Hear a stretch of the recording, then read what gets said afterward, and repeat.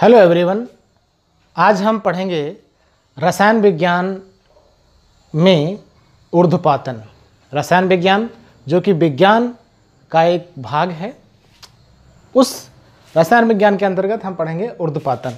पिछले वीडियो में हम जान चुके हैं कि ठोस को द्रव में बदला जा सकता है, द्रव को गैसीय अवस्था में बदला जा सकता है।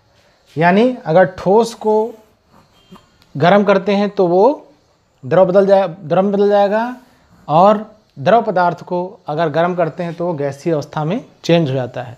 ठीक इसका उल्टा, अगर किसी गैसीय अवस्था के पदार्थ को ठंडा करते हैं तो वो द्रव अवस्था में बदल जाएगा, और द्रव अवस्था वाले पदार्थ को और ठंडा करते हैं तो वो ठोस अवस्था में परिवर्तित हो जाता है।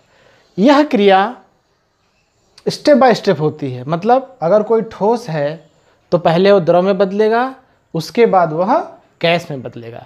ऐसा नहीं कि सीधे वह ठोस को अगर हम गर्म किए तो सीधे सीधे गैस में बदल जाए बिना द्रव में बदले हुए।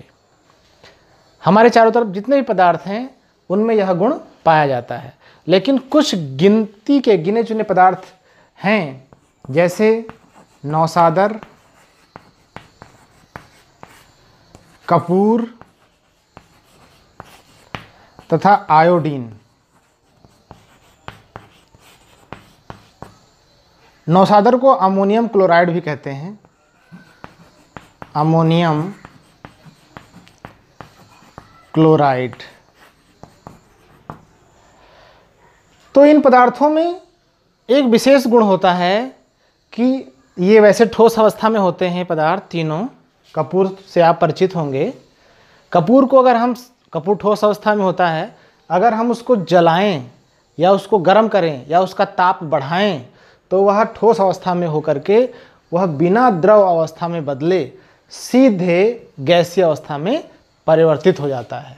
तो इन पदार्थों के इस गुण को ऊर्ध्वपातन कहते हैं, या इस क्रिया को ऊर्ध्वपातन कहते हैं, जिसमें कोई ठोस उसका ताप बढ़ाए जाने पर बिना द्रव में बदले सीधे गैसीय अवस्था में बदल जाता है। इस क्रिया को ऊर्ध्वपातन क्रिया कहते हैं।